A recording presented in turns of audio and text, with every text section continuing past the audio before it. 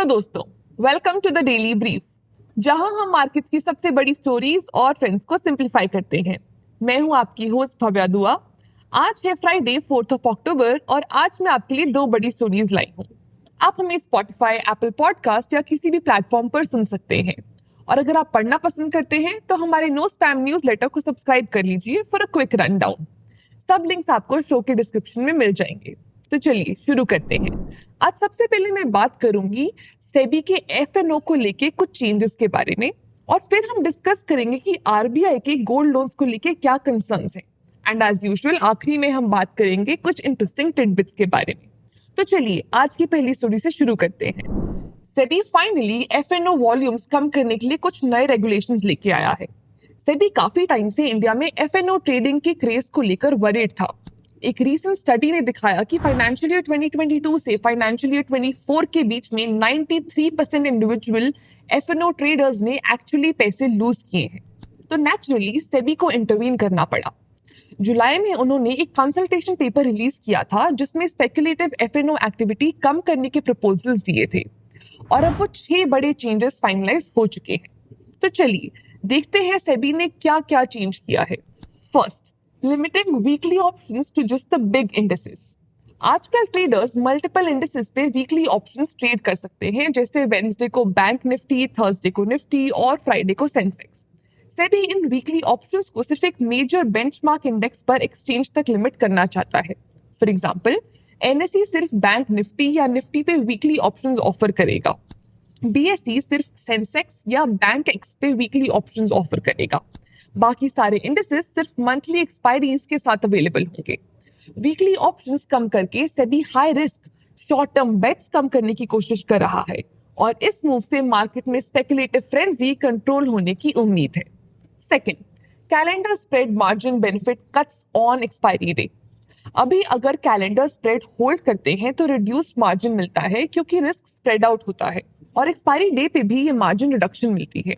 Calendar spread का मतलब है कि एक इंस्ट्रूमेंट के 2 ऑप्शंस लेना विद डिफरेंट एक्सपायरीज। नाउ फरवरी 2025 से सेबी एक्सपायरी डे से ये मार्जिन बेनिफिट रिमूव कर देगा। मतलब अगर आपके स्प्रेड का एक लेग एक्सपायर हो रहा है तो आपको ज्यादा मार्जिन मेंटेन करना होगा। जैसे अगर आपका 1 लाख रुपीस के मार्जिन का शॉर्ट ऑप्शन 31 जनवरी को एक्सपायर हो रहा है और लॉन्ग ऑप्शन 28 फरवरी को एक्सपायर हो रहा है, तो करंट रूल्स के अंडर आपको 50,000 रुपीस ही रखने होते हैं मार्जिन बेनिफिट की वजह से। लेकिन 31 जनवरी से आपको पूरे 1 लाख रुपीस का मार्जिन मेंटेन करना पड़ेगा। इसका रीजन है कि ये एक्सपायरी के आसपास ऑप्शंस में वॉलेटिलिटी होती है, प्राइसेस काफी ही स्विंग करते हैं और रिस्क स्पाइक हो जाता है। मार्जिन बेनिफिट हटा के सेबी इंश्योर कर रहा है कि ट्रेडर्स के पास इनफ कोलेटरल हो सडन लॉसेस कवर करने के लिए। थर्ड, एक्सपायरी डे पर शॉर्ट ऑप्शंस के लिए एक्स्ट्रा मार्जिन। अगर आप ऑप्शन सेल कर रहे हैं और मार्केट अपोजिट डायरेक्शन में चली जाए तो आपका पोटेंशियल लॉस काफी ही ज्यादा हो सकता है। नवंबर 2024 से सेबी शॉर्ट ऑप्शंस पोजीशंस पे एक्सपायरी डे पर 2% extra extreme loss margin which is ELM add करेगा। ये सारे शॉर्ट पोजीशंस पे अप्लाई होगा, चाहे वो पहले क्रिएट किए गए हों या एक्सपायरी डे पे। एग्जाम्पल के लिए, अगर आपकी short position Nifty 27,000 call option पे है जो 30 अक्टूबर को एक्सपायर हो रही है और मार्जिन 1 लाख रुपीस है, तो एक्सपायरी डे पे आपको 2% एडिशनल मार्जिन मेंटेन करना पड़ेगा। ये एक्स्ट्रा मार्जिन एक सेफ्टी नेट जैसे काम करेगा ताकि मार्केट के शार्प स्विंग्स से होने वाले लॉसेस कवर हो सके। सेबी के कंसल्टेशन पेपर ने ये पॉइंट आउट किया था कि लास्ट 60 मिनट्स में 20 to 40% ट्रेडिंग होती है, जो ज्यादा स्पेकुलेटिव मूव्स की वजह से होती है और वॉलेटिलिटी बढ़ जाती है। Fourth, increasing the minimum contract size for index derivatives.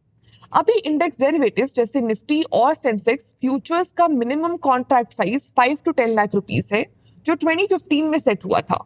लेकिन तब से मार्केट काफी ग्रो हो चुकी है। सेबी अब इस मिनिमम कॉन्ट्रैक्ट साइज को 15 to 20 लाख रुपीस तक बढ़ाना चाहती है, जो नवंबर 2024 से शुरू होगा। कॉन्ट्रैक्ट साइज बढ़ाकर सेबी डेरिवेटिव्स मार्केट को एक्सपीरियंस्ड और वेल कैपिटलाइज्ड ट्रेडर्स के लिए सूटेबल बनाना चाहती है और छोटे रिटेल इन्वेस्टर्स को बड़े पोजीशंस लेने से बचाना चाहती है। Fifth, intraday monitoring of position limits. Position limits define करते हैं कि एक कॉन्ट्रैक्ट में मैक्सिमम एक्सपोजर कितना हो सकता है। अभी एक्सचेंजेस ये लिमिट सिर्फ एंड ऑफ द डे पर चेक करते हैं। ट्रेडर्स का 5% और ब्रोकर्स का 15% ओपन इंटरेस्ट का लिमिट होता है। दिन के टाइम ट्रेडर्स लिमिट्स एक्सीड कर सकते हैं एज लॉन्ग एज मार्केट्स बंद होने से पहले अपनी पोजीशन फिक्स कर लें। अप्रैल 2025 से सेबी इंट्राडे मॉनिटरिंग रिक्वायर करेगा। एक्सचेंजेस ट्रेडिंग डे में कम से कम 4 स्नैपशॉट्स लेंगे ताकि कोई अपने लिमिट्स को किसी भी पॉइंट पर एक्सीड ना कर सके। रियल टाइम मॉनिटरिंग से सेबी इंश्योर करेगा कि कोई भी टेम्परेरी लिमिट्स को बाईपास करके ज्यादा रिस्क ना ले पाए। And sixth, paying the full option premium upfront. 2020 में सेबी ने वेरियस ट्रेड्स के लिए अपफ्रंट मार्जिन रिक्वायरमेंट्स इन्फोर्स की थी। इक्विटीज के लिए ट्रेडर्स को मिनिमम 20% पे करना होता है। फ्यूचर्स और ऑप्शन सेलिंग में स्पैन और एक्सपोजर मार्जिन अपफ्रंट लाना होता है। लेकिन ऑप्शन प्रीमियम्स अपफ्रंट नहीं बट डे एंड में कलेक्ट होते हैं। कुछ ब्रोकर्स ट्रेडर्स को बोरोड मनी या कोलैटरल यूज करके प्रीमियम पे करने देते हैं, जिससे एडिशनल लेवरेज मिल जाता है। अब सेबी ये चेंज कर रहा है। अब ऑप्शंस बाय करते वक्त ट्रेडर्स को पूरा प्रीमियम अपफ्रंट पे करना होगा ताकि एक्स्ट्रा लेवरेज अवॉइड हो सके। In short, SEBI FNO trading को ज्यादा सेफ और ट्रांसपेरेंट बनाना चाहता है। स्पेकुलेटिव अपॉर्चुनिटीज कम, कॉन्ट्रैक्ट साइजेस बढ़ाना, एडिक्वेट मार्जिन्स इंश्योर करना और रियल टाइम मॉनिटरिंग इन्फोर्स करना। इन सारे चेंजेस का एम ये है कि सिर्फ एक्सपीरियंस ट्रेडर्स पार्टिसिपेट करें और सबके पास सफिशिएंट कोलैटरल हो उनके रिस्क कवर करने के लिए। ये एक बड़ा शिफ्ट है जो एफएनओ स्पेस में स्टेबिलिटी लाने की कोशिश कर रहा है। तो ये थी हमारी आज की पहली स्टोरी। चलिए अब चलते हैं आज की दूसरी स्टोरी पे। आप तो जानते ही होंगे कि कैसे आरबीआई जैसे रेगुलेटर्स मार्केट्स की कंडीशंस को कंट्रोल में रखते हैं। समझ लो ये फाइनेंशियल वर्ल्ड के वॉचडॉग्स हैं जो इंश्योर करते हैं कि सब स्मूथली चले। जैसे ही कोई प्रॉब्लम हो ये तुरंत स्टेप इन करते हैं और प्रॉब्लम सॉल्व करते हैं। अभी आरबीआई का ध्यान गोल्ड लोन मार्केट पे है। चलो सिचुएशन को समझते हैं। आरबीआई को गोल्ड लोन्स हैंडल करने का करंट तरीका पसंद नहीं आ रहा। उन्होंने एक सर्कुलर निकाला जिसमें काफी सारी प्रॉब्लम्स लिस्ट की गई हैं। लेकिन इन प्रॉब्लम से पहले समझते हैं कि गोल्ड लोन्स कैसे काम करते हैं। इससे हमारे आरबीआई के कंसर्न्स को समझना आसान हो जाएगा। गोल्ड लोन्स नॉर्मल बैंक या एनबीएफसी लोन से थोड़े अलग होते हैं। यहाँ आप अपना गोल्ड प्लेज करते हैं और लेंडर आपको उसकी वैल्यू के हिसाब से लोन देते हैं। ये एक सिक्योर्ड लोन होता है जो लेंडर्स के लिए सेफ होता है और बोरोवर्स को भी कम इंटरेस्ट पे करना पड़ता है। Win win situation, right? सुन के तो लगता है। इसलिए ये एक सेगमेंट जल्दी ग्रो हो रहा है, हाईली प्रॉफिटेबल है और दूसरे लोन से ज्यादा सेफ भी। थोड़ा आइडिया देने के लिए गोल्ड लोन मार्केट पिछले 4 साल में ऑलमोस्ट डबल होके 6 लाख करोड़ रुपीस से ज्यादा क्रॉस कर चुकी है। लेंडर्स के लिए ये एक प्रॉफिटेबल डील है क्योंकि ये अराउंड 4.5% का हाई रिटर्न ऑन एसेट्स देता है, जहां बाकी लोन्स जैसे ऑटो, हाउसिंग, एमएसएमई या माइक्रो फाइनेंस से सिर्फ 1.8 टू 2.5% के बीच रिटर्न्स हैं। क्लियरली गोल्ड के अगेंस्ट लेंडिंग ज्यादा प्रॉफिटेबल है। प्रोसेस भी काफी सिंपल है। आप लोन लेने में इंटरेस्टेड होंगे, केवाईसी से आपकी आइडेंटिटी वेरीफाई होगी और फिर आपके गोल्ड की प्योरिटी और वेट चेक होगा। इसके बेसिस पे आपको तुरंत लोन मिल जाता है और गोल्ड सेफ जगह पे तब तक स्टोर कर दिया जाता है जब तक लोन रीपे ना हो जाए। सिंपल लग रहा है, राइट? लेकिन यही कॉम्प्लिकेशन शुरू होती हैं और वहीं आरबीआई के इश्यूज भी। First, problem with the third party partnerships. काफी बैंक्स और एनबीएफसीज क्रूशियल स्टेप्स जैसे गोल्ड इवैल्यूएशंस को थर्ड पार्टी फिनटेक्स या बिजनेस कॉरेस्पॉन्डेंट्स को आउटसोर्स करते हैं। ये एक नॉर्मल प्रोसेस है अगर सारे काम सही तरीके से किए जाएं।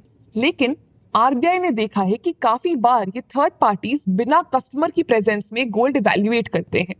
ऐसा करना अनएथिकल है और इससे एरर्स के चांसेस बढ़ जाते हैं। सोचो, एक 20 कैरेट के गोल्ड ऑर्नामेंट को 22 कैरेट ग्रेड कर दिया जाए। बोरर को ज्यादा बड़ा लोन मिलता है और लेंडर को मिलता है एक हैप्पी कस्टमर। लेकिन अगर बोरर डिफॉल्ट करता है और गोल्ड ऑक्शन होता है तो लेंडर को ओवर वैल्यूएशन के कारण एक्सपेक्टेशन से काफी कम पैसे मिलते हैं। ये लेंडर के लिए एक लॉस है। एक और प्रॉब्लम भी है। ये थर्ड पार्टीज कभी कभी गोल्ड अपने पास रख लेते हैं या बैंक ब्रांच में लेट डिलीवर कराते हैं, जो एक बड़ा वायलेशन है। कुछ केसेस में ये केवाईसी चेक्स भी खुद कर रहे होते हैं इंस्टेड ऑफ बैंक्स, जो आरबीआई नॉर्म्स के अगेंस्ट है। Second, no monitoring of loan use. Lenders को लोन यूज का पर्पस चेक करना होता है टू अंडरस्टैंड कि लोन का यूज पर्सनल है या बिजनेस के लिए। लेकिन आरबीआई ने नोटिस किया है कि कई लेंडर्स मॉनिटरिंग नहीं कर रहे। कुछ बोरोवर्स टॉप अप लोन्स लेते हैं अपने एग्जिस्टिंग लोन्स को चुकाने के लिए और अपनी वीक फाइनेंशियल पोजीशन छुपा लेते हैं। मॉनिटरिंग की कमी से रिस्क बढ़ जाते हैं और बोरोवर्स के एक्चुअल फाइनेंशियल हेल्थ को ट्रैक करना मुश्किल हो जाता है। Third, failing to track the loan to value ratio which is LTV ratio. Gold loan placed metal के वैल्यू के हिसाब से मिलता है, जिसे लोन टू वैल्यू रेशियो कहते हैं। एलटीवी 75% पर कैप्ड होता है। मतलब अगर आप 100 रुपीज का गोल्ड प्लेज करते हो तो मैक्सिमम 75 रुपीज का लोन मिल सकता है।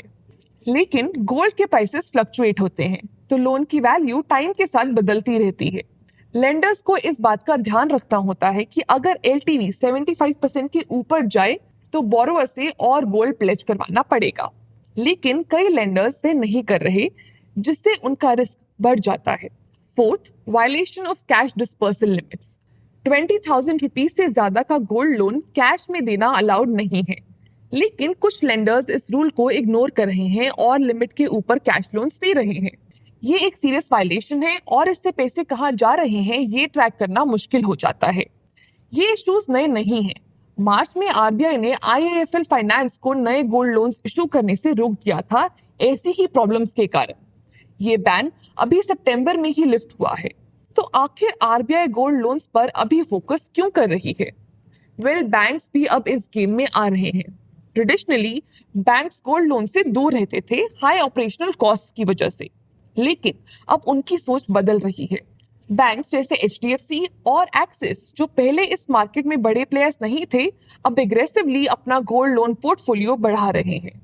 जैसे जैसे आरबीआई अनसिक्योर्ड लेंडिंग के रिस्क से कॉशियस हो रहा है, कई बैंक्स गोल्ड लोन्स को सेफर बेट की तरह देख रहे हैं।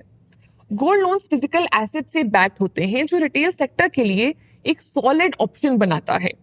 नंबर्स भी यही कह रहे हैं। बैंक्स का गोल्ड लोन सेगमेंट में 36% मार्केट शेयर था फाइनेंशियल ईयर 2022 में, जो सितंबर 2023 तक बढ़कर 39% हो गया, और ये अब और भी ज्यादा होने के चांसेस हैं। बैंक्स इस ग्रोइंग मार्केट को लेकर एक्साइटेड हैं, लेकिन आरबीआई चाहता है कि आईआईएफएल फाइनेंस जैसे और इंसिडेंट्स ना हो। इसीलिए उन्होंने ये सर्कुलर रिलीज किया है ताकि बैंक्स और एनबीएफसीज सेम गलती दोबारा ना करें। आखिर में आरबीआई ये नहीं कह रहा कि गोल्ड लोन्स गलत हैं, वो बस ये कह रहा है कि रूल्स फॉलो करो। वो चाहते हैं लेंडर्स अपना बिजनेस रूल्स के अकॉर्डिंग करें और शॉर्टकट्स अवॉइड करें।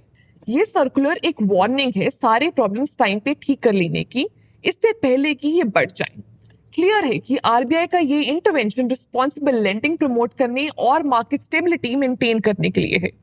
ग्रोथ और कॉशन के बीच का बैलेंस सेंसिटिव है, लेकिन जरूरी भी।